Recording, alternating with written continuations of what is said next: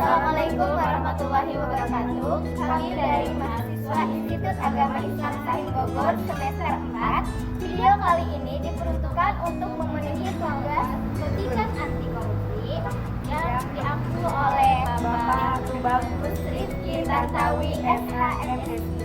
Dan kami di sini ingin menjelaskan tentang strategi-strategi pemberantasan tindak korupsi di Indonesia. Nah, sebelum kita memasuki materi tentang strategi-strategi pemberantasan anti korupsi di Indonesia, alangkah baiknya kita memperkenalkan diri dulu nih yang ada di sini masing-masing. Nah, Cekida selanjutnya.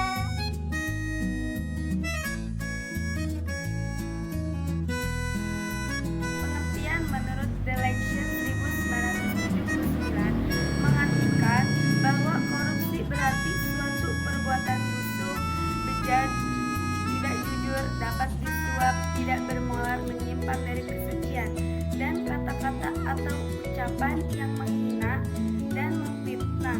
Kata korupsi dalam Webster New International Dictionary 1906 diartikan sebagai perangsang seseorang pejabat pemerintah berdasarkan itikat buruk seperti suap agar ia melakukan pelanggaran terhadap kewajibannya.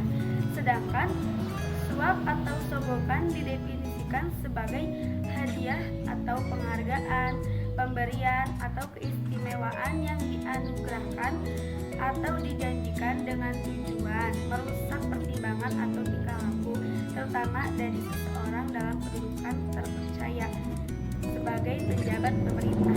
Menurut laporan pemerintahan India, Court of Community of Corruption, korupsi dikatakan itu menyangkut penyalahgunaan kekuasaan pada pengaruh jabatan atau kedudukan istimewa dalam masyarakat untuk melakukan maksud-maksud pribadi.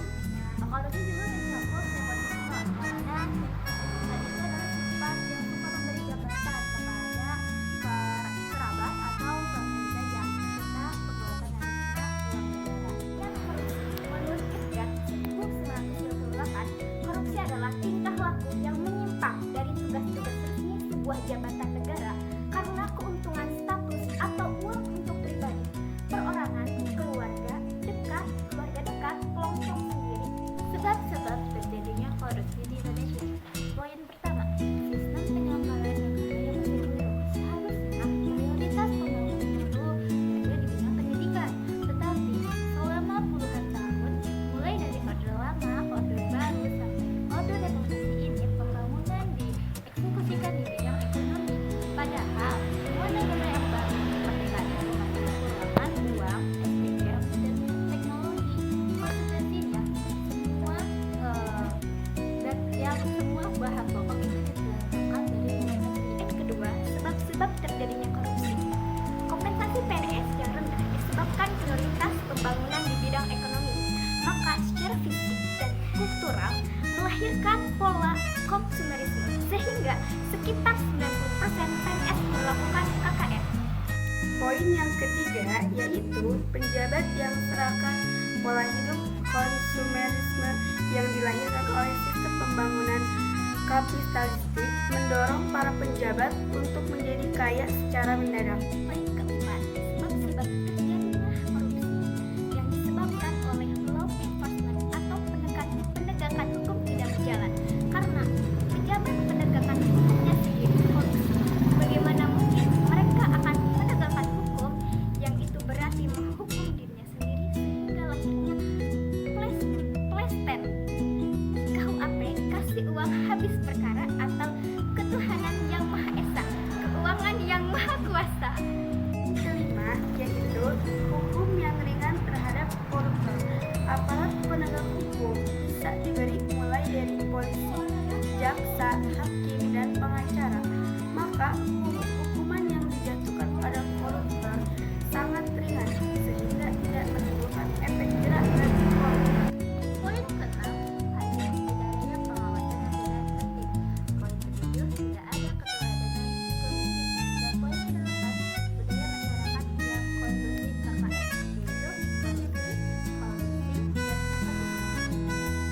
merupakan kepala desa aktif, menyelewengkan anggaran dana desa mencapai 350 juta rupiah selama 2 tahun sejak 2017 hingga 2018. Tidak hanya temuan audit Badan Pengawasan Keuangan dan Pembangunan, BPKP yang bisa dijadikan perbuatan melawan hukum tindak pidana korupsi, dua oknum memotong Rp200.000 dari setiap Rp600.000 dana yang harusnya diterima setiap keluarga. Saat ditangkap, Misalnya, mobil dinas yang disediakan untuk keperluan pekerjaan pejabat negara justru digunakan untuk kepentingan pribadi dan keluarganya. Contoh kasus suap yang hampir setiap hari kita temui di jalan adalah para pelanggar lalu lintas yang memberi sejumlah uang kepada polisi agar lolos dari hukuman. Contoh kecil yang mungkin pernah terjadi di sekitar kita adalah menggunakan kwitansi kosong agar nominal uang di dalamnya dapat direkayasa oleh si pelaku. Contohnya, pungutan liar atau pungli yang dikenakan oleh aparat kepada masyarakat sebagai tarif pengurusan dokumen tertentu. Padahal seharusnya pengurusan dokumen ini bebas biaya. Sebagai contoh, pemborong proyek bangunan yang melibatkan kecurangan kontraktor, tukang, ataupun toko bahan bangunan. Meskipun dilakukan tender dalam proyek, pegawai negeri ikut terlibat dalam proses dengan mengikut sertakan perusahaan miliknya. Terakhir, merupakan pemberian hadiah dalam bentuk apapun kepada pejabat publik dengan harapan adanya timbal balik dari si penerima. Hadiah yang diberikan bisa berbentuk tiket perjalanan gratis, paket liburan gratis, parsel hari raya, dan lain sebagainya. Setelah melihat kejadian-kejadian video sebelumnya, saya akan menjelaskan tentang strategi-strategi pemberantasan korupsi. Untuk strategi pemberantasan korupsi ini dibagi menjadi 3 poin. Poin pertama yaitu strategi preventif. Apa maksud strategi preventif? Strategi preventif diarahkan untuk mencegah terjadinya korupsi dengan cara menghilangkan atau minimalkan faktor-faktor penyebab atau peluang terjadinya korupsi. Konvensi PBB menyepakati langkah-langkah untuk mencegah terjadinya korupsi. Masing-masing negara setuju untuk mengembangkan dan menjalankan kebijaksanaan anti korupsi, berkoordinasi dengan mempromosikan partisipasi masyarakat dan menunjukkan prinsip-prinsip supremasi hukum, manajemen urusan publik, dan properti publik dengan baik, integritas, transparan, dan akutabel. Konteks langkah-langkah preventif terhadap pemberantasan korupsi dapat dilakukan dengan cara: poin A, penguatan fungsi dan peran lembaga legislatif; yang B, penguatan peran fungsi lembaga peradilan; yang C, membangun kode etik di sektor publik, sektor parpol, organisasi politik, dan asosiasi bisnis; yang poin D, mengkaji sebab-sebab terjadinya korupsi secara berkelanjutan; poin E, penyempurnaan sumber daya manusia SDM dan peningkatan kesejahteraan pegawai negeri; yang poin F, pengharusan pembuatan perencanaan strategik dan laporan akuntabilitas kerja bagi instansi pemerintah; yang poin D, peningkatan kualitas penerapan sistem peradilan manajemen; poin H, penyempurnaan manajemen barang kekayaan negara BKMN; poin I, peningkatan kualitas pelayanan kepada masyarakat; poin J, kampanye untuk menciptakan nilai value atau nilai anti korupsi secara nasional. Yang kedua yaitu public education atau pendidikan korupsi untuk rakyat perlu digalakan untuk membangun mental anti korupsi. Pendidikan anti korupsi ini bisa dilakukan melalui berbagai pendekatan seperti pendekatan agama, budaya, sosial, ekonomi, etika, dan sebagainya. Adapun sasaran pendidikan anti korupsi secara garis besar bisa dikelompokkan menjadi 2. Yang pertama yaitu pendidikan anti korupsi bagi aparatur pemerintah dan calon aparatur pemerintah, misalnya lembaga administrasi negara LAN, memasukkan pemateri percepatan pemberantasan korupsi bagi peserta diklat jabatan ex honorer. Lihat peraturan Kepala LAN 5/2007 tentang perubahan atas peraturan Kepala LAN 2/2007 tentang pedoman penyelenggaraan sifat pejabatan CPNS yang diangkat dari tenaga honorer. Usaha semacam itu sangat baik, tetapi amat disayangkan mengapa hanya peserta penjabat ex honorer yang mendapatkan materi pemberantasan korupsi, bukankah pelaku korupsi sebagaimana telah dijelaskan di muka adalah 90% PNS.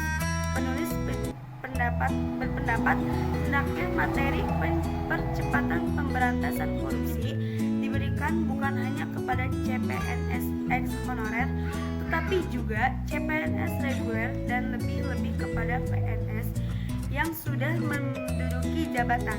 Maka LAN harus inovatif dan mendesain berbagai pembelajaran dan memasukkan diklat percepatan pemberantasan korupsi pada diklat-diklat aparaturnya. Kedua, yaitu public education anti korupsi bagi masyarakat luas melalui lembaga-lembaga keamanan dan tokoh-tokoh masyarakat.